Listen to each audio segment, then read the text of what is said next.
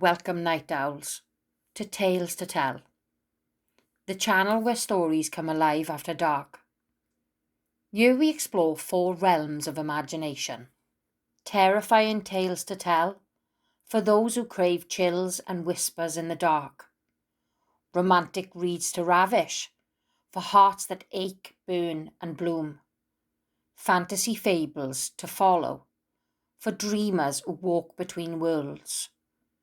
And sci-fi stories to self-indulge for minds that drift beyond the stars. Tonight's story from our Terrifying Tales to Tell collection is called The Whispers Beneath Vaynor. So dim the lights, let the silence settle, and listen closely, because every tale has something to tell. Chapter 1. The Graveyards Beneath. They say the graveyard at Vaynor speaks after midnight, not with words, but with breath, cold, damp, hungry. Eliza Morgan didn't believe in ghosts. She believed in records, maps and soil samples. An historian by trade, she came to Vaynor to document the old church ruins and catalogue the grave markers. The locals warned her. "Don't stay past sundown," said the innkeeper. "Don't touch the stones," whispered the boy at the bakery. "And whatever you do, don't listen to the third whisper." She laughed it off. Superstition, folklore, but the graveyard had other plans. Chapter 2. The Journal. On her second day, Eliza found something strange. Beneath a cracked headstone, marked only with the crescent symbol, she unearthed a leather-bound journal. The pages were stiff with age, the ink rust-coloured and bleeding through. The entries were erratic, names scratched out, dates reversed, and one phrase repeated again and again. "Don't listen to the third whisper." She felt a chill, not from the wind, but from the ground itself, as if something beneath the soil had stirred. Chapter 3. The First Whisper. That night, Eliza stayed late. She set up her camera, her EMF reader, and notebook. The graveyard was silent, too silent.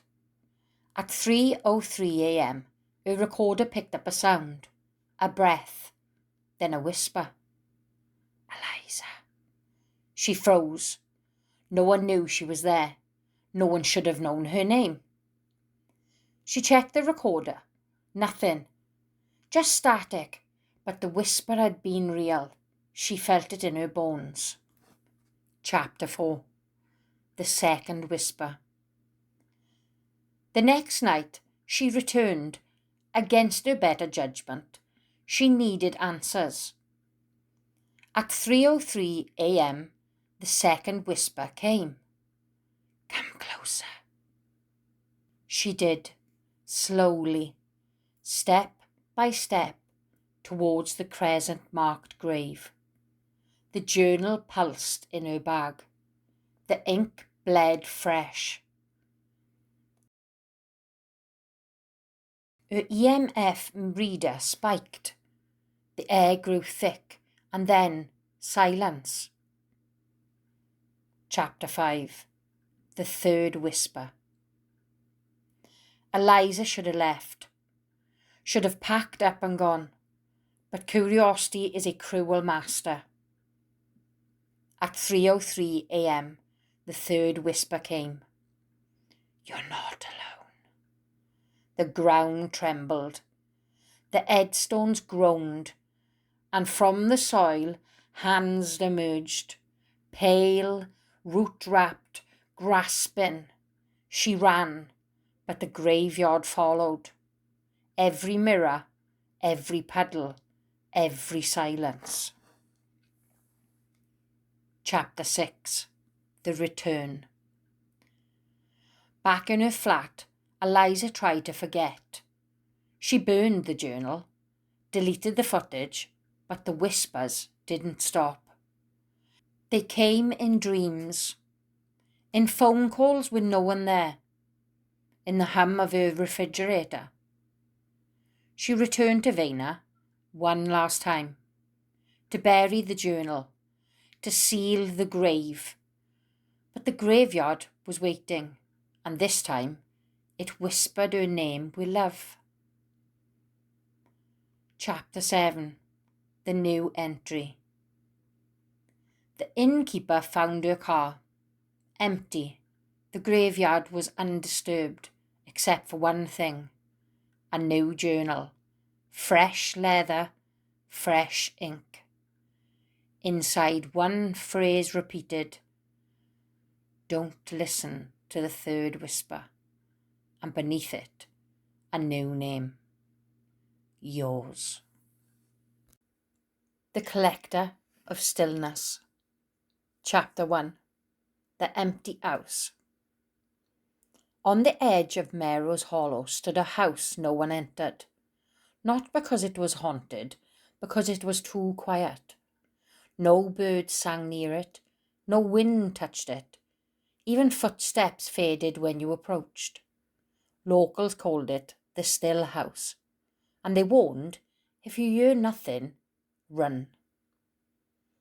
Chapter 2. The Girl Who Went In. Cassie was a sound engineer. She didn't believe in curses, only frequencies. She entered the house with a recorder, a mic and a dare. Inside, silence. Not peaceful, predatory.